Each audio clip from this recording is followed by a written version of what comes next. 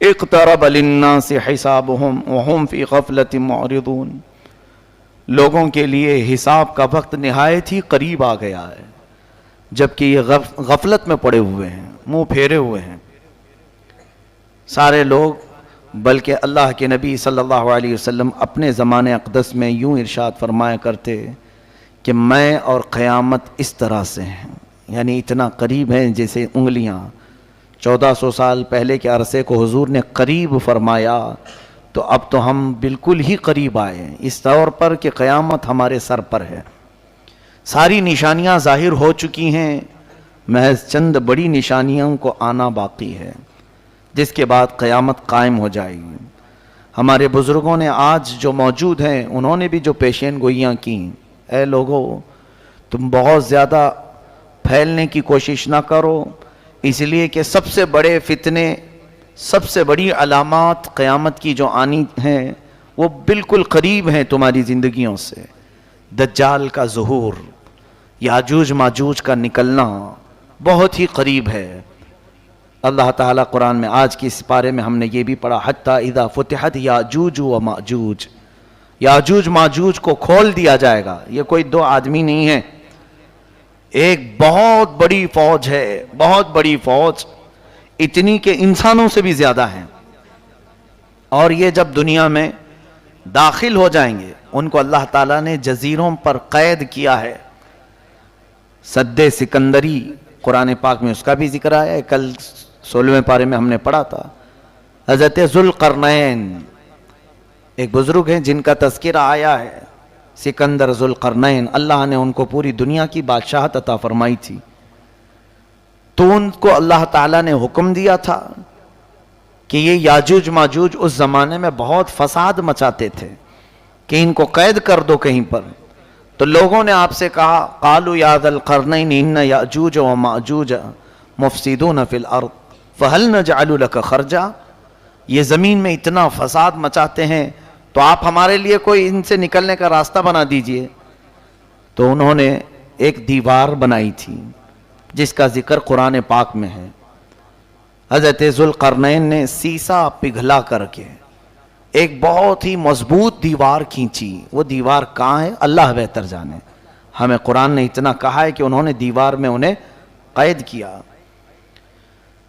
اور آتونی زبر الحدید حتی اذا ساوا بین الصدفین وقال انفخوا حتی اذا جعلہ نارا قال آتونی افرغ علیہ قطرا، یہ ذکر جو ہے ان کے دیوار بنانے کا ہے۔ پہلے اس سیسے کو پگھلایا گیا، آگ بنی، پھر اس کو مضبوط کیا گیا، پھر دیوار تعمیر ہوئی۔ اب وہ یاجوج ماجوج کی جو فوج ہے انہیں قید کر دیا گیا۔ حدیث پاک میں ہے وہ روزانہ دیوار کو توڑنے کی کوشش کرتے رہتے ہیں، پوری رات بھر دیوار کو چاٹتے ہیں یہاں تک کہ وہ تھوڑی باقی رہ جاتی ہے۔ تو تھوڑی باقی رہتی ہے، صبح کے وقت وہ تھک جاتے ہیں اور کہتے ہیں چلو باقی کا کل کر لیں گے، یہ کل نکل جائے گی۔ وہ جیسے ہی واپس آتے ہیں اللہ تعالیٰ اس دیوار کو جیسی تھی ویسی بنا دیتا ہے، روز کا معمول ان کا ہے۔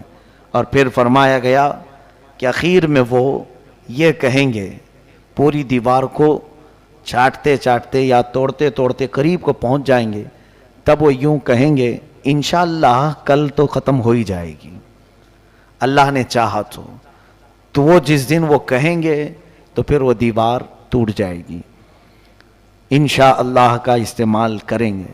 اس کے بعد دیوار جب ٹوٹے گی تو وہ پوری فوج داخل ہوگی پوری دنیا میں، اور وہ اتنا فساد مچائیں گے کہ ہر چیز کو کھائیں گے، ہر چیز کو، یعنی ان کے لیے کوئی کھانے کی چیزیں مخصوص نہیں، پوری کھیتیاں چر جائیں گے، پورے مویشی جانور چبا جائیں گے، استعمال کرنے والی چیزیں کھا جائیں گے، لکڑیاں کھا جائیں گے، کوئی چیز باقی نہیں چھوڑیں گے، سب چیزیں کھائیں گے۔ وہ ایک بہت بڑا فتنہ ہوگا قیامت سے پہلے، پھر اللہ تبارک و تعالیٰ انہیں ہلاک فرمائے گا۔ دجال کا ظاہر ہونا بہت ہی قریب ہے۔ دجال، کانا دجال جس کو کہتے ہیں، اس کی ایک آنکھ ہوگی، اس کی پیشانی پر کاف رے لکھا ہوگا، وہ صرف اہل ایمان دیکھیں گے، جن کے اندر ایمان ہے انہیں نظر آ جائے گا اس کی پیشانی پر کیا لکھا ہے، کافر لکھا ہوا ہے، اور جو منافق ہیں وہ اسے نہیں پہچان پائیں گے۔ وہ بڑی طاقتیں لے کر کے آئے گا اور لوگوں کو بہت بڑی آزمائش میں ڈالا جائے گا، اس طور پر کہ وہ لوگوں کو دکھائے گا پانی برسا کر کے، زمین سے سبزے اگا کر کے، جو مانگو وہ اسی وقت حاضر کر کے دکھا دے گا۔ سونا چاہیے وہ حاضر ہے، چاندی چاہیے وہ حاضر ہے۔ تو لوگوں سے وہ کہے گا کہ میں تمہارا خدا ہوں جس کی تم عبادت کرتے تھے، میں اتر پڑا ہوں۔ تو جو اسے مان لے گا تو وہ کافر و مرتد ہو جائے گا، اور جو نہیں مانے گا اسے وہ سخت سزائیں دے گا، یہاں تک کہ تیل کو گرمائے گا اور مومنوں کو اس میں ڈالے گا کھولتے ہوئے تیل میں، یا پھر کوئی مومن اس کو نہ مانے تو اس کی دونوں ٹانگ پکڑ کر چیر دے گا، ہلاک کرے گا۔ اس طرح سے سخت اذیتیں دے گا ایمان والوں کو، لیکن اللہ جس کے ایمان کی حفاظت کرے وہ دجال کے فتنوں سے محفوظ رہے گا۔ حضور اکرم صلی اللہ علیہ وسلم دعا کیا کرتے تھے، نعوذ بک من فتنة المسیح الدجال، اے مولا ہم تیری پناہ مانگتے ہیں مسیح الدجال سے، یہ کانا جو دجال آئے گا۔ تو اے لوگوں آپ بھی دعا میں مشغول رہیں، اس لیے کہ وہ زمانہ نہایت قریب۔ مجھے تو نظر آتا ہے کہ جو جو علامتیں دجال کے ظاہر ہونے کی بتائی گئی تھیں وہ سب آ گئی دنیا میں۔ جھوٹ کو سچ کر کے دکھانا عام ہو جائے گا، ہر جھوٹی چیز۔ یہ دجال کی ذریت، یہ پوری میڈیا جو آج دنیا میں ہے، یہ دجال کے آنے کی راہ ہموار کر رہے ہیں۔ اور دجال کیا ہوگا؟ یہودی اس کو مسیحا سمجھتے ہیں، یہودی اس کو اپنا مسیحا مانتے ہیں کہ وہ ہم سب کو پوری دنیا میں عزت دینے والا آئے گا۔ تو دجال کے آنے کے لیے یہودی پوری فیلڈ ہموار کر رہے ہیں، جگہ جگہ جو تمام چیزوں کا قبضہ، پورے سونے پر ان کا قبضہ ہے آج، جیولری، گولڈ، اتنے تعداد میں یہ جمع کرتے جا رہے ہیں، کیونکہ یہ دجال کے کام آنے کے لیے۔ اور دجال ان کے لیے مسیحا ہے، بظاہر مسیحا۔ وہ یوں سمجھتے ہیں کہ ہمیں جنت دلانے والا آنے والا ہے۔ دیکھا نہیں آپ نے، یہودی اکثر چیزوں میں، اپنے برانڈ میں یا اپنے لوگوں میں ایک آنکھ کا استعمال کرتے ہیں۔ وہ ایک آنکھ کا استعمال دجال کی علامات ہیں۔ وہ دجال کی پوجا بھی کرتے ہیں، عبادت بھی کرتے ہیں، اور اس کے آنے کی دعائیں کر رہے ہیں آج پوری دنیا میں۔ سال میں پورا اجتماع ہوتا ہے یہودیوں کا، اور وہ بار بار دعا کرتے ہیں کہ وہ جلدی سے آ جائے۔ تو یہ یہودی پوری اس کی فوج تیار ہے آج، سارا یعنی فیلڈ تیار کر دی گئی۔ یہ بھی حدیث پاک میں آیا ہے، دجال کے آنے سے پہلے پہلے یہودی اور عیسائی تمام ملکوں کو فتح کرتے کرتے حرم پاک تک پہنچ جائیں گے۔ حرمین طیبین چھوڑ کر، مکہ مکرمہ اور مدینہ طیبہ چھوڑ کر تقریباً پوری دنیا پر یہ قبضہ کر لیں گے۔ یہ حدیث پاک میں یہ ہو کے رہے گا، اور یہ پہنچ گئے، آج عرب میں بھی پہنچ گئے۔ آج عرب کے تمام ایئرپورٹ، سعودی عرب، اصل میں اس کو سعودی کہنا مناسب نہیں سمجھتا، وہ عرب شریف تھا، ان ظالموں نے اس کو سعودی بنایا ہے، پہلے نہیں تھا یہ سعودی۔ اس کو انہوں نے اپنے خاندانی نام سے ملک کو تجویز کیا ہے۔ وہ عرب ہے، حجاز ہے حضور کے زمانے کا۔ وہاں اب تقریباً سیکورٹی کے تمام معاملات بادشاہوں نے اب اسرائیل کو دے دیا ہے، یہودیوں کو دے دیا ہے۔ حتیٰ کہ ابھی ابھی نئی خبر یہ بھی ملنے کو آ رہی ہے کہ حج اور عمرے کے تمام انتظامات اسرائیلی کمپنی کو دیے جانے والے ہیں، یعنی وہ بہتر سے بہتر سیکورٹی فراہم کریں گے۔ کتنے سالوں سے، کئی 100 سالوں سے اسرائیل کا اور عرب کا کوئی تعلق نہیں تھا، سفارتی تعلق نہیں تھا۔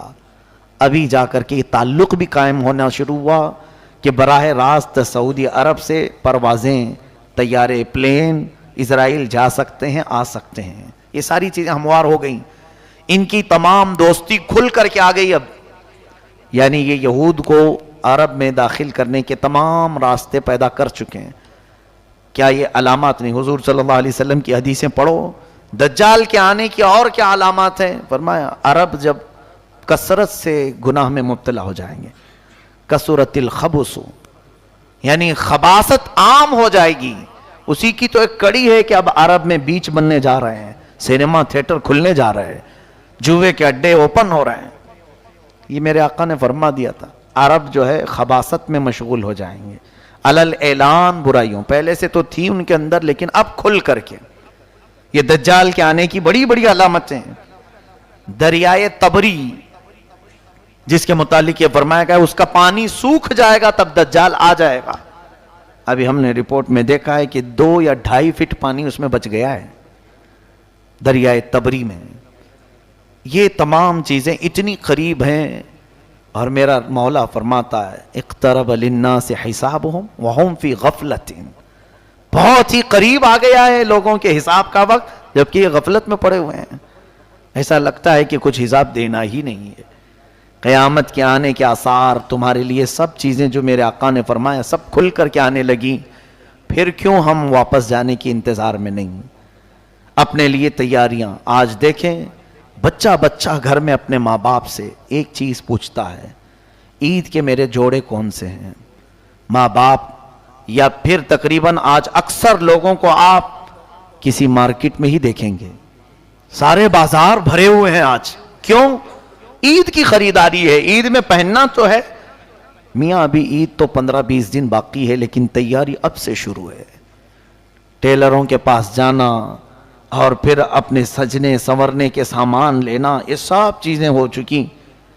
تقریباً عید آنے سے پہلے پہلے سب کے کپڑے تیار ہیں، گھر میں کیا بننا ہے یہ بھی تیار ہے، گھر میں کیسے سجاوٹ ہوگی یہ بھی تیار ہے، سب تیار ہے۔ ایک دن کی عید کے لیے ہم مہینہ بھر سے تیاریاں کر رہے ہیں۔ میرے عزیزو، قیامت میں مولا کے حضور کھڑے ہونے کی کیا تیاری کی؟ کون کون سی تیاریاں ہمارے پاس؟ کبھی اپنے بچوں کو سکھایا کہ بیٹا وہاں رب تعالیٰ تو تجھے ننگا کر دے گا، تو کیا پہنے گا؟ قرآن پڑھا، اپنے لیے کچھ رکھا؟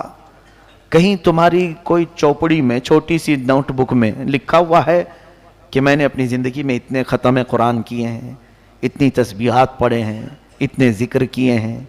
یا پھر کوئی تو چیزیں ایسی لکھ کر کے رکھو کہ رب تبارک و تعالیٰ کے حضور اگر پوچھا جائے تو یہ پیش کر دوں گا، عمل صالح کیے ہیں۔ اے لوگو، ان کی مہمان نوازی کے لیے تو میں نے جنت الفردوس بنایا ہے۔ ایک جگہ نہیں، ہر پارے میں تمہیں ملے گا، جنات تجری من تحتها الانہار خالدین فیہا، ایسی تمہارے لیے جنتیں میں نے بنائی ہیں، باغیچے ہیں جس میں نہریں بہ رہی ہیں، جو جائے گا اس میں ہمیشہ رہے گا۔ لیکن بندہ ہے کہ وہ مولا کی سجائی ہوئی جنت کو لینے کی تیاری کرنا نہیں چاہتا۔ کافروں کے کام اچھے لگتے ہیں، یہود و نصارہ کے عمل پسند ہیں، ہماری پوری قوم کو ان کی ایکٹیویٹیز میں دلچسپی ہے، ان کے کیریکٹر کو دل سے لگانے کو پسند کرتے ہیں۔ باقی رہی بات مصطفیٰ کریم صلی اللہ علیہ وسلم نے جو اخلاق کریمانہ دیے تھے، اور اسی لیے وہ سچ فرمایا تھا میرے آقا نے، دنیا میں ایسے جیو جیسے مسافر رہتا ہے، بہت جلدی تم چلے جاؤ گے یہاں سے۔